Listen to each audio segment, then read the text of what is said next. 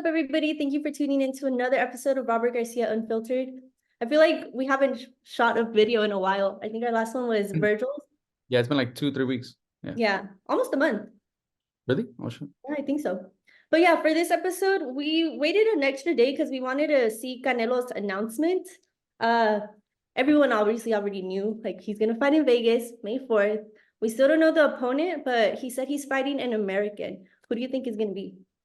I think it'll probably end up being Charlo. Obviously, like she just said, we waited an extra day to see what the announcement was about. All the main reporters that you really trust, you heard them talking about, that it was kind of like a basic announcement about him, I think re-signing a deal with TV Azteca and for his fights to continue to be free in Mexico. And, that was kind of it. But, there were rumors. I don't know how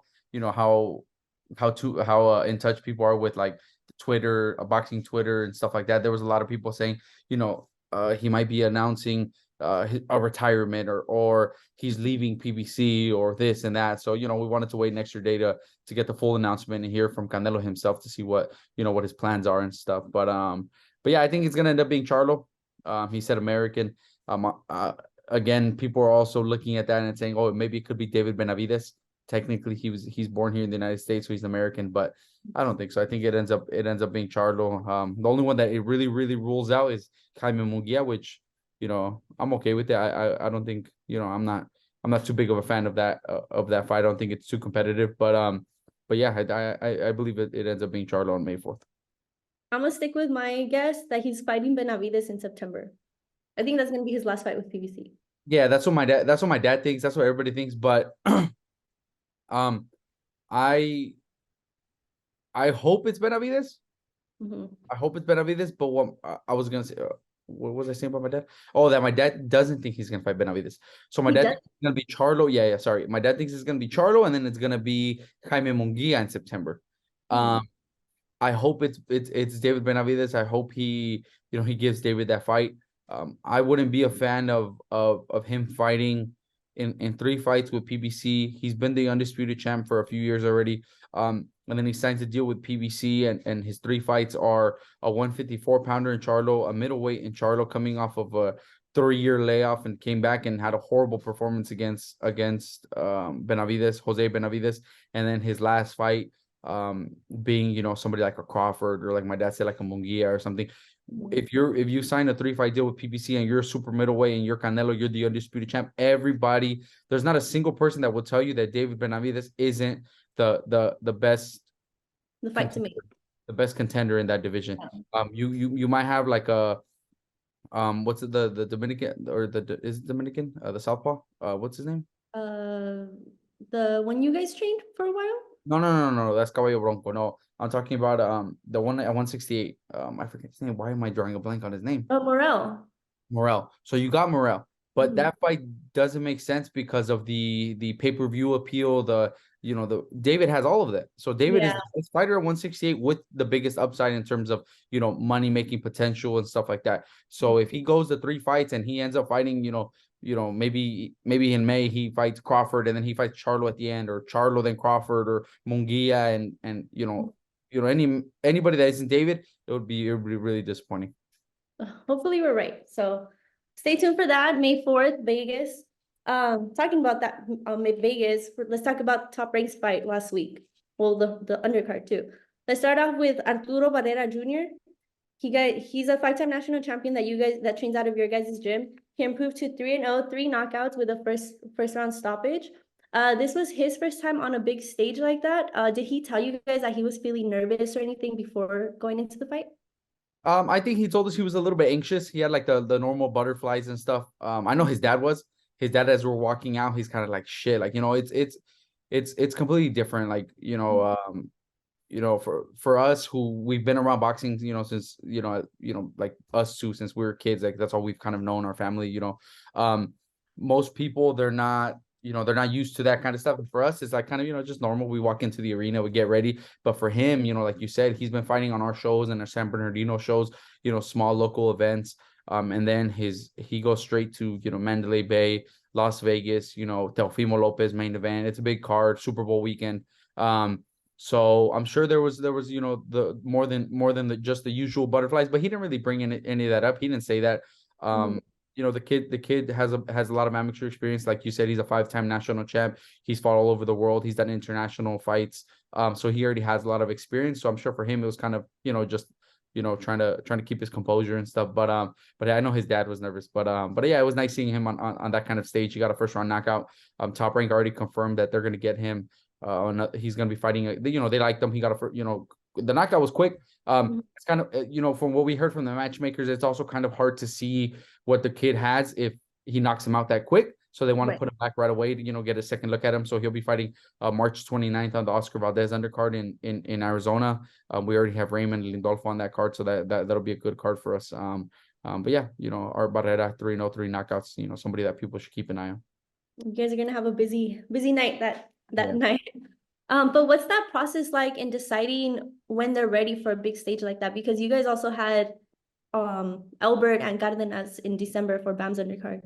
Yeah, so you know, us at the gym, we have to know the fight. We have to know the fighters better than anybody. And even then, sometimes we do make mistakes in taking them maybe a little bit too early. We have to know which guys are or have, like, we know which guys are the most talented, first of all, which guys are kind of ready for that step up in not in competition, because the opponents are kind of the same, but you know, the stage is completely different. There's a lot more pressure on them. You know, now you got, you know, Top Rank and Bob Arum. Bob Arum's there since the first fight, so Bob Arum was there. Now you got Bob Arum watching you fight, and you know, it's a big deal for these kids. We do make mistakes though sometimes. I want to say early last year or a year and a half ago, we had Arturo Cardenas. He was already 3-0, I believe, and we were talking to Top Rank. You know, my dad was talking to Brad Goodman about giving him a chance to fight on one of their shows, and he fought in Vegas at the Virgin Hotel, also on the Teofimo Lopez undercard. I think Teofimo fought Pedro Campa, I believe it was, and he was like the second fight. And he was really nervous. And it showed. He fought to a draw. We thought he pulled off the win, but you know, they gave it a draw. He didn't look as good as he's looked, you know, in previous fights. So, you know, right after that fight, we bring him back and he does another 6-7 fights before he gets a big shot. Like on, you know, he just fought on December on BAM's card.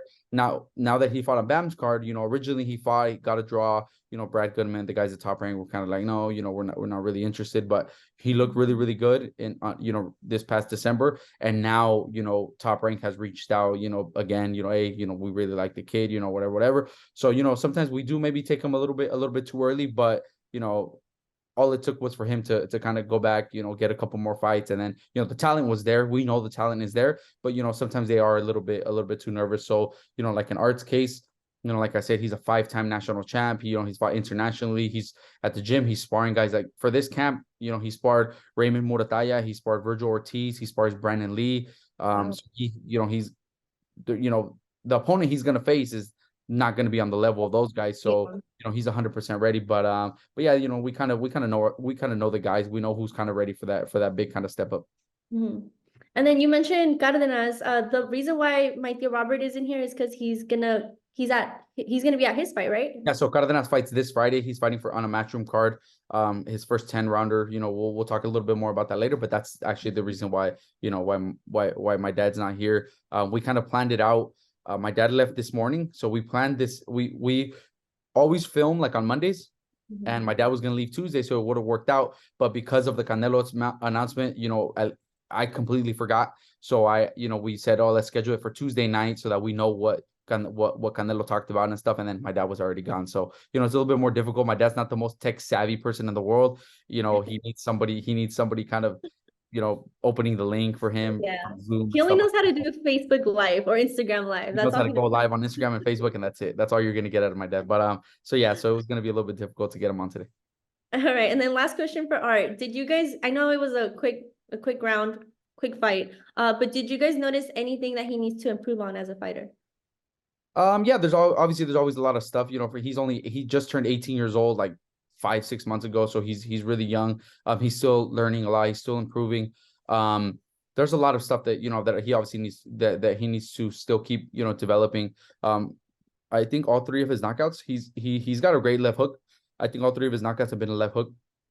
The next step is kind of developing everything else around it, a good jab, different combinations, as the competition kind of starts to get better and better, then they start to see what he's trying to do and just trying to walk them into a left hook, and then they could kind of neutralize that, and then he's got to be able to develop everything else. So he's really young. The talent is there, the power. He's obviously 3-0, 3 knockouts, and most of them pretty quick. I believe 2 of them were like in the first minute of the fight. So he's got a lot of power and natural abilities, but it's just developing everything else, and he's gonna get that in the gym. Sparring Raymond, he's already sparred Lindolfo Delgado. Like I said, Virgil Ortiz, he spars Brandon Lee. Jose Ramirez hasn't been in camp yet, so Jose Ramirez will be coming back to camp soon, because I believe he's fighting in late April, so he'll get a chance to spar with Jose Ramirez. So he's getting the best sparring he could possibly get. So he'll be developing, little by little. I love that. Now moving on to Javier Martinez defeated Raul Solomon with a unanimous decision. He started off a little defensively, and then he started to obviously get comfortable as the rounds went by. What adjustments did you guys make in the corner in order to change the rhythm of the fight? Look, Javi does that in a lot of his fights. I don't understand why he does it, because he's such a talented fighter. But he likes to fight. He'll stand there with his opponent. I think he does it to kind of feel what his opponent has, the power, the physical strength, and kind of see what his opponent's gonna bring. So he'll come into the fight with a high guard, stand right in front of his opponent, let him throw at him. And for us in the corner, we get frustrated with it, because we know that Javi's really skilled. He was national champ in the amateurs. He won the Olympic trials. He was supposed to represent the United States in the Olympics. It was before COVID hit. So, we know he's talented. He's got a lot of skills. We see it in the gym. But he chooses to kind of make it into a dogfight, and he likes to do that. So we kind of just adjust, we've come to expect that from Javi now that, he's going to get into kind of a war. All we kind of do is just tell him to try to stay a little bit busier. He had the advantage in speed and in ability and stuff. So we would tell him to go make sure you start off first and step around him, and, just little things like that. But, with Javi, it's kind of like working with, Brandon and those kind of guys where, going into the fight, it's going to be a tough ass fight. We're going to probably lose our voice yelling at him. But he pulled off a good one. He was sparring Jaime Munguia in preparation for this fight. How did that come about? And did you guys see any improvements having that experience? Yeah, so I don't know who it was or who reaches out, but we get invitations from people. Like my dad gets invitations from different camps. I believe Freddie Roach was working with them. So somebody in the camp, or maybe Munguia's managers. My dad knows his managers and his promoter, Sanfred, and all them. So they probably reached out to my dad. Hey, do you have any southpaws, whatever? And Javi was in camp, so we sent him over there. And from what we heard, I think the first day nobody was able to go with them. Nobody was able to go with him, so he went by himself. And before Javi even got home, he went to LA, sparred. Before he even got home, my dad got a call. We're like, hey, who the hell is this kid? This and that. They were talking really good about him. So he was obviously doing really good. After that, my dad went, my grandpa went, a few more people were able to go with him to spar. And I guess everybody was saying that he was performing, he was good. He was sparring real well. And, you saw the performance Munguia was able to put on in his fight. So, he was obviously at the top of his game too. So, that helps Javi out, like I said earlier about Art. When they're sparring guys like Munguia, when you go into the fight, the guy you're going to fight isn't at the level of the guys you're even sparring with. So that helps with your confidence and everything. So I think that showed a lot in Javi's fight.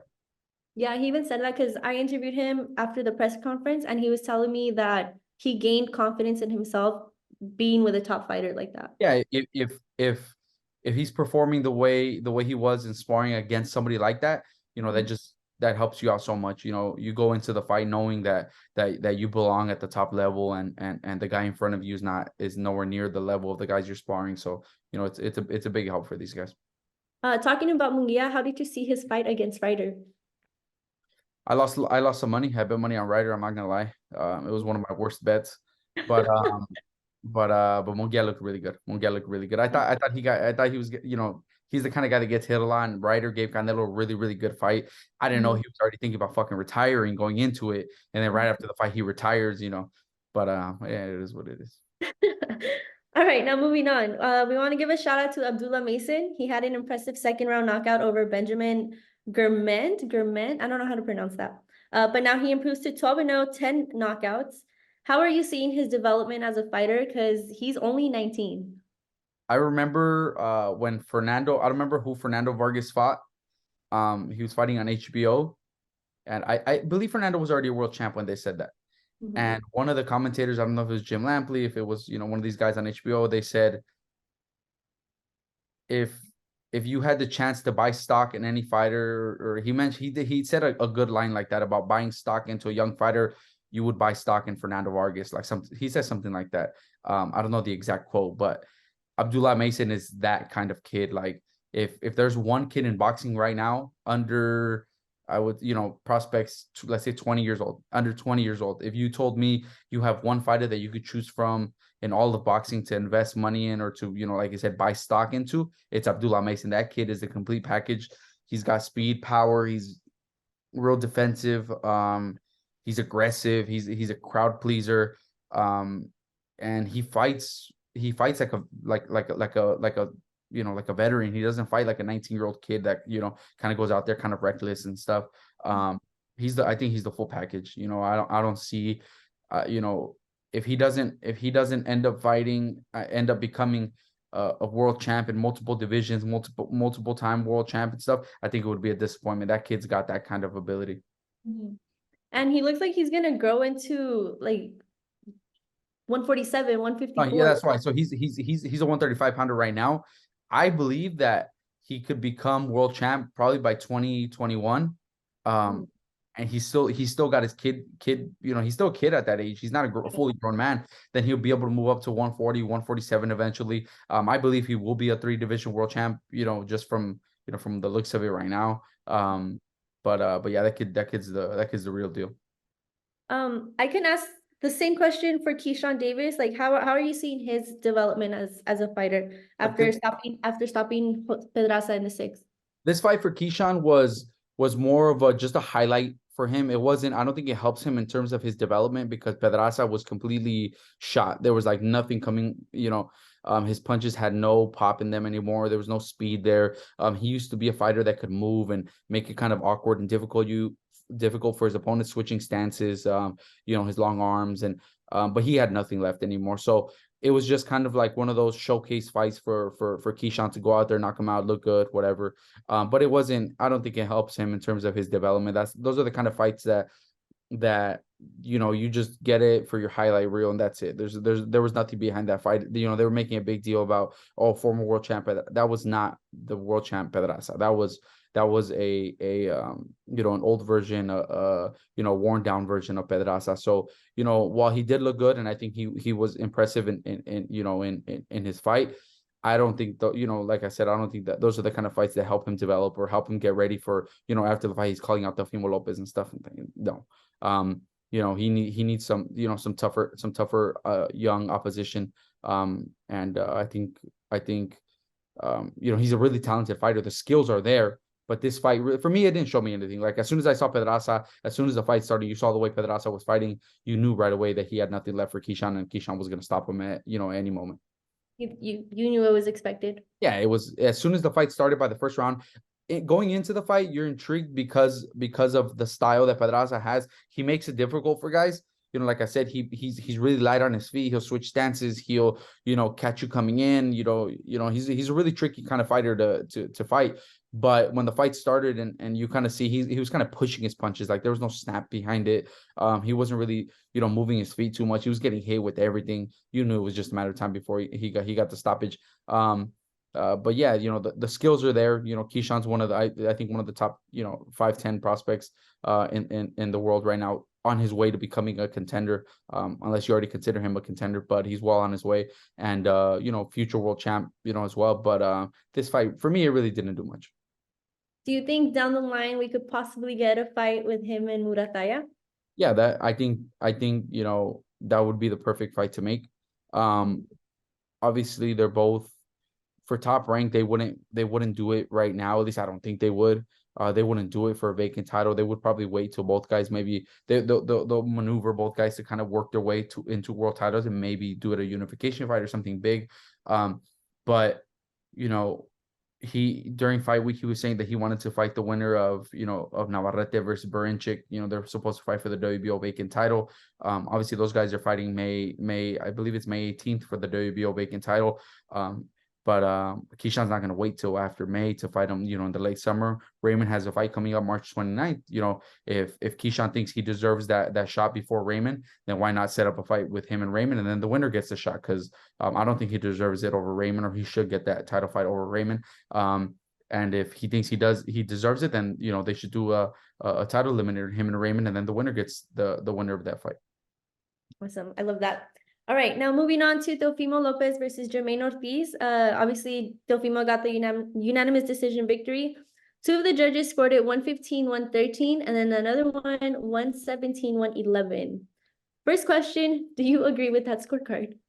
No, not the 117-111. Either way, I don't care, who you had winning. Neither guy deserved the 117-111 a win. I thought we were there. We left after like the 7th or 8th round, so I didn't get to fully watch the whole thing. But the first round was the same as the 12th round, I'm assuming. I thought Jamaine Ortiz was winning the fight. I thought he was controlling. He wasn't doing much either. Neither guy's doing a lot. So I was giving the rounds to Jamaine. I mean, I'm not mad at the people that picked Teofimo either. Mm-hmm. He was the aggressor and he was trying to make the fight happen. Mm-hmm. But neither guy's doing anything. So I mean, it's really difficult to score those kind of fights. It's like when Shakur Stevenson fights, it's kind of the same thing. His last fight, neither guy's doing much. So who do you give the benefit of the doubt to? The problem in boxing is like the problem with Shakur Stevenson that I keep saying, like fighting Shakur Stevenson is so difficult because when fights turn out to be like that, the judges and everybody in boxing automatically says, oh, that's the way Shakur Stevenson's fight. So he's making you fight this fight. So he wins that round. If nobody lands a fucking punch the whole round, if they're both on the outside and all Shakur's doing is feigning and his opponent's doing the same thing, when they both go to the corner, the judges will give that round to Shakur Stevenson because they say, oh, that's the way he fights, or he deserves the benefit of the doubt because, oh, you have to make him fight. He gets the benefit of the doubt. But when Jamaine Ortiz does it, then they say, oh, Teofimo's the one trying to make the fight happen. Well, then how does that make sense? Like it's either, there should be no, exception to the rule. Like if you think Shakur Stevenson was winning the fight, then you think Jamaine Ortiz was winning the fight. You know what I mean? So that's a difficult part with this. I'm not mad at the people that picked Teofimo to win. I was just scoring. I was like, hey, that was probably a Jamaine round. He would land a couple jabs or whatever. And Teofimo looked like he was the one more. He looked like he was more out of control. Like Jamaine seemed like he was more control. That was what he was trying to do. And Teofimo seemed like he didn't have an answer. So that's why I was giving those rounds to Jamaine Ortiz.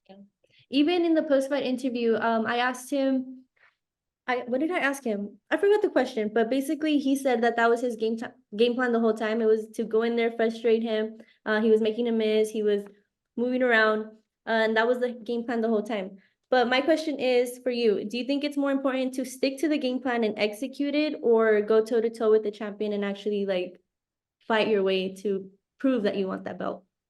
No, I think one of the worst myths in boxing is, oh, you have to take the title from the champion. No, you don't. You have to win 7 rounds and compared to their 5. That's all you have to do. There's no oh, he's the champ, he deserves the benefit. No, he doesn't. No, he doesn't. You score rounds based off of who wins that round. It doesn't matter if he's the champ or not. So Jamaine Ortiz felt like his best method of winning was because one of the things that Jamaine has is that he's really athletic. He can switch orthodox and southpaw. He chose to fight southpaw and fight on his back foot because he saw Sandor Martin have he had a lot of success with Teofimo fighting that way. So he chose to do that. And if that's his game plan, then that's your game plan. You fight that way. If Jamaine, was able to do that, and like I said, I thought he won. Even if he would have gone toe-to-toe, then all people would have said, oh, he's fighting Teofimo Lopez's fight, so Teofimo gets around. You know what I mean? So it's just, you're kind of like in a lose-lose situation. So you just choose what is the best way that I think I can win the fight. And it was that way, and I thought he won the fight. So, if he would have gone toe-to-toe, maybe he gets clipped, maybe he gets knocked out or whatever. So that was the best. If we would have been training Jamaine Ortiz and he has the ability to switch southpaw and box and move and make it difficult like that, we would have told him to do that. All the thing of, oh, you have to take the title from the champ. That is bullshit. All you have to do is win 7 rounds compared to their 5 at least, and then you win the fight. That's all that has to happen. And I thought he did that. Even Crawford said that he won too. A Yeah, lot of people in the media, a lot of fighters, they were tweeting about it, but a lot of people have look, different. it's not the most exciting thing. If you tell me that Jermaine has a fight coming up announced for, so and so day, I will make sure I don't go out of my way to watch that fight now. You know what I mean? Like, he is on the never watch again list. Like Oh my God. because of how boring that fight was. But it's the way he fights, just the way Shakur Stevenson does it. It's the same thing. Like they choose to fight more defensive. That is their style. It doesn't have to be crowd pleasing. They don't have to, if that's what they want to do, that's what they want to do. But then us as fans, the same thing. If we don't want to watch that, then we don't have to watch that either. So that's the way he chose to fight. It probably hurt his stock, honestly. Less people are gonna want to watch him fight now. But that was probably the best chance he had at winning that fight. And I thought he did, but whatever. And then my question for Teofimo, well, for you, like in your perspective, if you're the champion, shouldn't you be able to cut the ring and not let your opponent have that much success? Exactly. So that's why I thought Jamaine was winning, because he's fighting a certain style and just the way they tell all of Shakur's opponents, then you have to cut the ring off. You have to make him fight and this and that. So what changes with Teofimo? Like, he wasn't cutting the ring off. He had no jab. He was just lunging into punches. He looked like he was frustrated. So that's why I thought he was losing the fight. He looked like he was the one that didn't know what he was doing. Jermaine knew what he was trying to do and what he was trying to accomplish. So when neither guy's really in control, but I mean, not in control, when Jermaine looks like he's more in control in the fight, even though neither guy's really landing a lot, I favor that guy. Teofimo should have been able to cut the ring off, should have been able to use his jab more. Maybe should have gone to the body a little bit more. I don't know, but it looked bad. He's a weird guy, man, because he has performances against Lomachenko and Josh Taylor, where he looks sensational. He looks like the pound for pound best fighter in the world. And then you see him fight Cambosos, Sandor Marin, and now Jamaine Ortiz, and you're like, what the hell just happened? Like, what happened to that guy? Yeah, he's a weird guy, man. He's difficult to kind of gauge what's gonna happen in the fight, but he should have been able to cut the ring off and more, but he didn't. Yeah. They say styles make fights. Obviously, those two, their styles were not. Sandor Marin and Jamaine Ortiz style of moving, and Cambosos, I don't know how Cambosos did it. I mean, that dude, I That was a really good fight, though. yeah, that was a really good fight. He kind of went toe to toe with them. He did move and move his feet, but when he had to fight and he fought with Teofimo. But yeah, these two southpaws, runners and stuff, they're difficult for anybody. Honestly, that's a difficult side to beat for anybody. So stylistically, who would you like to see Teofimo fight? That would actually captivate the fans. If you're talking about just pure entertainment, I would like to see him fight Subriel Matias. If you're just talking about just pure entertainment, because Subriel Matias, you will never see that guy in a boring fight. You're never going to see him on his back foot trying to box, trying to move, trying to, stink up the place. He's going to be in wars, and that's all he's going to do. And that's why he's one of my favorites. So I would like to see that fight. But I would still love to see him in with somebody like a Devin Haney. That would be a great fight. Obviously, Tank Davis. There's a lot of big matchups for him, big fights for him. I think kind of hurt his stock with this fight too. The way he looked and stuff. Teofimo hurt his stock a little bit to be able to get one of those big fights. But I would like to see him with those guys. Matias number one. Just all action. That would be a great fight. Devin Haney and Tank. Right after. Did you see Subriel sign with Matchroom? Yeah, so we just signed with Matchroom today. I was reading that he has they're trying to schedule a fight for him in Puerto Rico against Leon Pato, which would be a great fight. But I think it's good. You see right now the way things are going with PBC. I don't know exactly what's going. Obviously I'm not involved in their promotional company. I don't have inside information on what they're doing. But you don't need to have that kind of information to see that they're not at their best right now. They announced one fight. One card, March 30th, and nothing else after that. And that one card isn't the best card, and it's on pay-per-view. They have so many fighters. If you go down the list, and all guys who have nothing going on right now. And I'm not just talking about the big stars like Tank and Canelo and Spence and Deontay Wilder and these guys. Those guys, obviously, they're big stars, and those guys that have nothing going on. But I'm talking about the next group of guys. Like, when's Brandon Figueroa fighting again? That's one of my favorites. I like the way he fights. He's in crowd pleasing fights. I like Brandon Figueroa. He has nothing scheduled right now. Jaron Ennis has nothing scheduled right now. They have a huge roster of guys and no fights. So if Subriel Matias, sees that and he says, "Nah, fuck that. Like, I want to fight 3 times a year at least." I'm gonna go sign with a promoter who can give me those dates. PBC seems, I don't know, they're not at their best right now. I think last year was the best year they beat every promoter last year. They had the biggest fight, the biggest pay-per-views, but then they took a big fall this year. It's February and they have one card announced so far. And I think Subriel did he chose the right decision. Yeah. With Matchroom, do you believe we can probably see a fight with Haney soon? Yeah, I think so. That would be cool. I think he would be the favorite to get the Devin Haney fight after Haney beats Ryan. Unless Devin Haney gets the like a Gervonta Davis fight or something like that. That I think that would be the only way. Oh shit. Sorry. I think that would be the only way for him to not get that fight if Haney goes and fights Gervonta Davis. But aside from a Tank Davis fight, maybe a Teofimo Lopez fight, maybe those two guys, I think him signing with Matchroom makes it really, really, like it makes it a possibility now for him to be able to fight.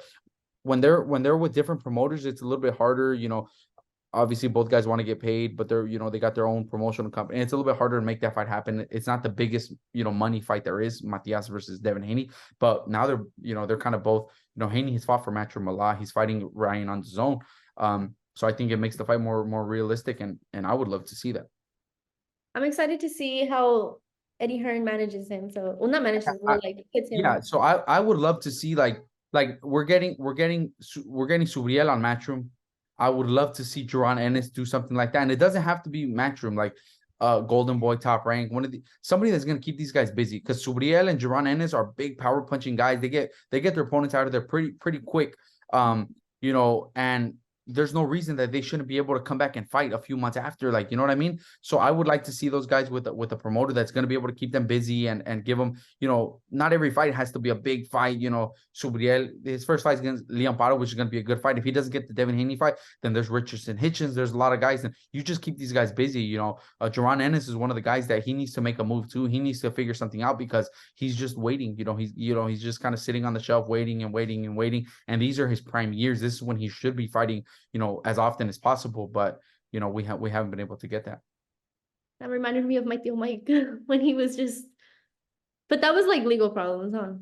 Yeah, well, he went 2.5 years, but that was with Top Rank. But even when he did come back to fight, he was fighting once or twice a year. That's kind of what most of the top guys do. But it makes sense for somebody like Tank, for Canelo, for these guys. But when you're Jaron Ennis and you're still building up, Subriel Matias and these guys who are still kind of trying to work to get to that, superstardom and stuff, then you have to be a lot busier. You have to be fighting 3 times, 4 times a year. People need to be seeing you on their TV screen as often as possible. Mm-hmm. All right, that was all of my questions. Do you have anything that you want to touch up on before we end this one? We brought up a little bit about how we have fights this Friday. Make sure you guys tune in. DAZN Friday night. Matchroom is having a show in Oaxaca, Mexico. That's where my dad's at. We have Arturo Cardenas fighting in his first 10-round fight. He's fighting for like a WBC Continental, like, just a regional belt to start getting him ranked and stuff. But yeah, make sure you guys tune in. Arturo, one of the good young prospects, at the gym right now. Like I said, his first 10-rounder, so it's a nice little step up. And yeah, I think that's it. This weekend there's also Oshaki Foster's fighting Abraham Nova. I believe it's also on Friday. I could be wrong about the Friday or Saturday, but yeah, there should be some good boxing this weekend. ESPN Plus, Oshaki Foster and Abraham Nova, and then Arturo Cardenas. The main event is I believe his name is Raul Curiel, El Gato. I think they call him El Gato. He pulled off a big upset against I can't pronounce that dude's name. I'm not gonna pretend like I can pronounce his name. The IBF champion, 108 pounds. They fought in Monte Carlo, and he went as an opponent.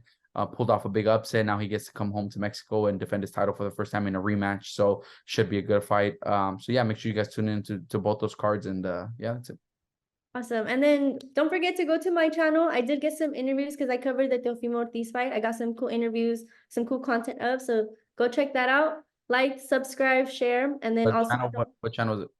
Oh, you can find me at x.tinasports or KO Christie. They'll both pop up. But yeah, don't forget to like, subscribe, and then also leave your comments below, because I know there's going to be a lot of opinions for this fight. All right, see you guys next time.